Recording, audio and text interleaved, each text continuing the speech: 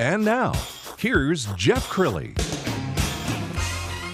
Good Saturday morning, DFW. Most of you are enjoying the beginning of a long 4th of July weekend. It's a little rainy, but it's supposed to clear up later. I'm so excited about my show today, and especially my first guest.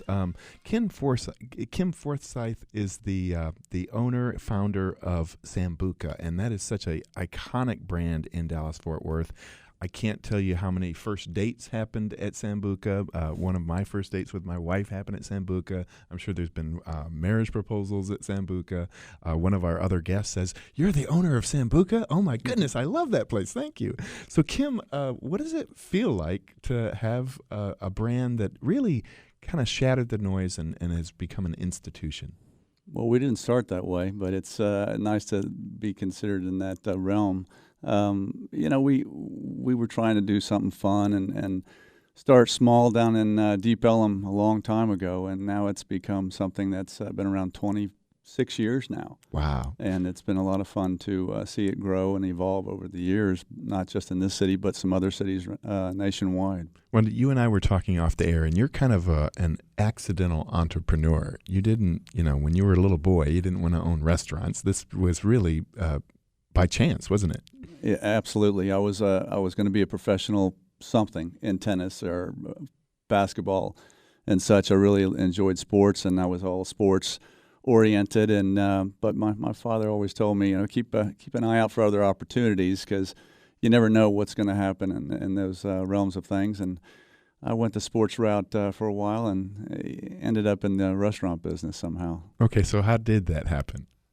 Well, it was through college, I guess. I was playing tennis. I played a year at TCU, 3 years at SMU, and really thought I would make a living at that eventually. But it was 2 years on the tour, and if you're about 300 to 600 in the world, and the different doubles or singles and such, you can't really make much of a living. And it was suggested maybe I should go out and try to get a job, and somehow I ran across a restaurant guy, and I've always been interested in the restaurant business about cooking, and I really liked jazz and live music, and grew up during the Sinatra and Dean Martin and the Rat Pack days, and watching Humphrey Bogart on Casablanca. I really had the kind of an image of maybe something I'd like to get into.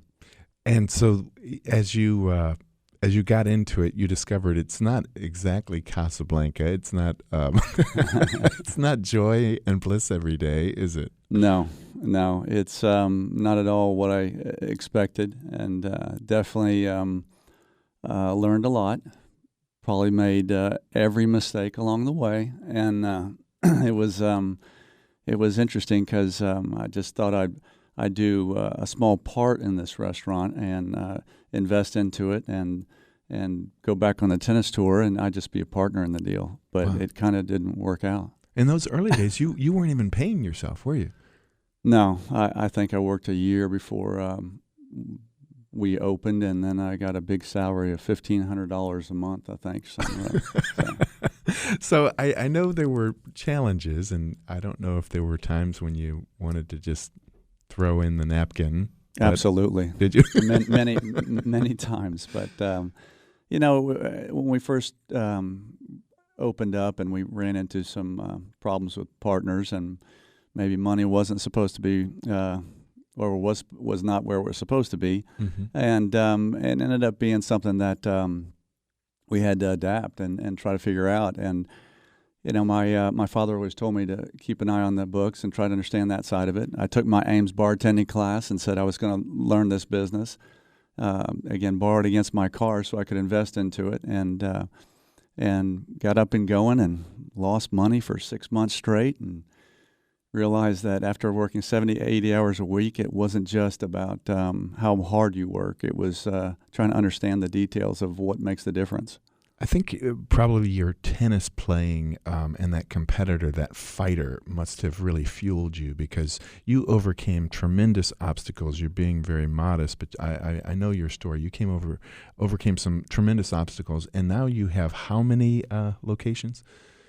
Well, we roughly have 3 Sambuca restaurants, another one we call Sambuca 360 down at the shops at Legacy, and because of a little spin on things, we wanted to the landlord wanted a little bit more energy, so we brought it. And we also run a ballroom in the old Rice Hotel down in Houston, where one of our locations is located. And the ballroom's on the second floor. And we've also taken over another bar on the second floor and opened up a bar called Lawless. We're in Nashville as well. So the 3 to 4 Sambuca types and a couple other things. And we've got a new project in the works right now. Well, let's talk about that. Irving?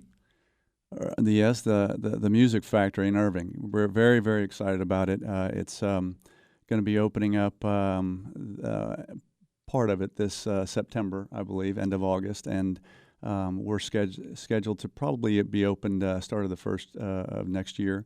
Very exciting project. Amphitheater is the base there and the anchor. Live Nation is running that, and it's going to be live shows throughout the year. All of this is circled around a courtyard of such with a lot of other entertainment-oriented places that bring energy to the Irving area and so forth. Right up against the convention center, which is very exciting, adding another convention hotel, the Westin, which will be coming in. And so we think there's a great synergy there. We were really excited to be backing up to the amphitheater right there in front of where Live Nation's going to have their shows. And think that we are bringing a new product that's going to be interesting to that development and something that we really are excited about the potential of. And so it's really an entertainment venue more so than, say, a restaurant or a nightclub. How do you describe it? Right. You know, the Sambuca restaurants, I mean, we've evolved those over the years and seen opportunities of what they are. This location being much larger and seeing an opportunity to tie into the entertainment side of things a bit more, we really wanted to create something that was an event center that could bring all types of shows, acts, competitions potentially, which is we're excited about. Taking production to another level that we hadn't been in the Sambuca restaurants before. I think the production budget's more like a total construction budget for us that we've done at the Sambuca restaurants before. And we'll be bringing in different types of live music or corporate events and so forth, and possibly DJs or electronic dance music stars and so forth that we're very excited about, and taking the production to something that might be like a Las Vegas coming to Dallas kind of thing is our goal. Wow, you're a very humble guy, so I know you're not a name dropper, but I'm going to ask you to drop some names. You've brushed up against some major stars in the entertainment business, haven't you? I've been very fortunate, both on at the club level. I mean, when we just had the first Sambuca in Deep Ellum, we had some really magical nights.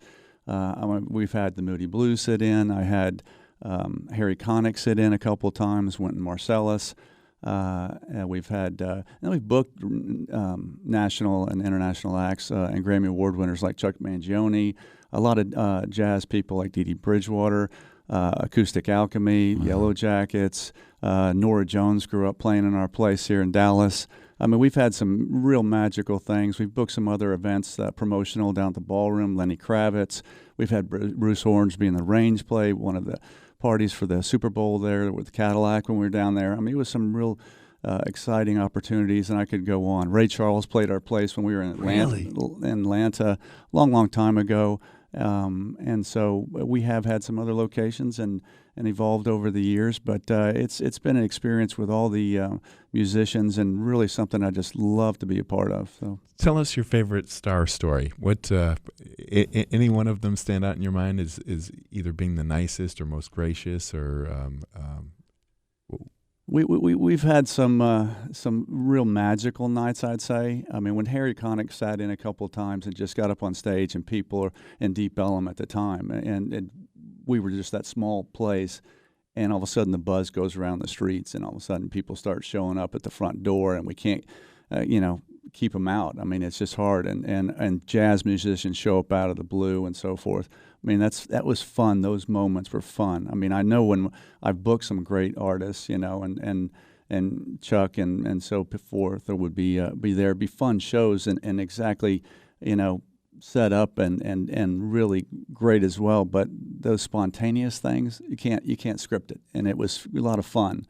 I had Roy Hargrove, a tremendous trumpet player, show up one night and scruffy little kid at the time, and I said, I don't know if I'm going to let this guy in. The other jazz musicians say, you need to let this guy in, let him play. And just blew the house off. I mean, it was just unbelievable talent and performance. So those things were a lot of fun. Wow. Those must be those magical nights when all of that time, that when you were struggling in the early days, you say, well, this was worth it. Yeah. I mean, we definitely, we went through our tough times, and we've been through some economic downturns, and you see those things happen, and you think, man, are we ever going to get out of this? I mean, what's the solution? And you roll up your sleeves and you figure out what's the next step. What can you do? And it's a complicated business, a lot of moving parts, and you just have to figure out what you can affect and impact, and what you can adjust to keep moving forward during those tough times. But you're right. You know, playing competitive tennis and done martial arts for a long time, and you know, you get that I want to win instinct, and then you figure it out. You got to adapt and overcome. Well, one of the things I know about you is that the customer experience is all important. I mean, even though you've served, you know, millions of meals and had countless acts, you recognize that you're only as good as your last customer experience. That's so important, isn't it? Absolutely. I mean, I tell the staff, you know, we're throwing a party every night, and so you have to make your party right. So you walk into the room, what's the temperature? What's the lighting like? What's the sound like? Especially because our place, you know, if it's too loud, that can be a problem. If it's not loud enough or not balanced to the room and so forth, that can be a problem. So it's constant adjustments. You're never perfect, you know. The meals going out, are they hot? Are they on time? What's the timing in between? Are you making sure that they're satisfied and getting the products that they want? I mean, are they waiting for a drink? Or, you know, have they been given dessert menus? And so it's constantly, you know, looking at all those areas and staying on top of it. And, you know, I've had some really well-trained staff and people been with the company forever, since we opened the doors, actually over 26 years now. And so it's those people that make the difference, and you try to work with them and create that environment. Well, congratulations on your success, because everybody I've talked to who I mentioned the Sambuca name to, they're like, oh, I love that place. I mean, It's just an instant, that takes a lot of hard work. Kim, thank you for coming on the show. Hey, thank you for having me. I really appreciate it, Jeff. I can give us the website. SambucaRestaurant.com, and we also have under Uptown, and we have Nashville, so they're all separated out, but go to Sambuca, you'll find it. All right. Kim, thanks for being on the show. Thank you for having me, Jeff. When we come back, the relationship between mood and food, and a woman who's come up with a recipe for pure bliss. That's just ahead on the Jeff Crilley Show. More of the Jeff Crilley Show coming up.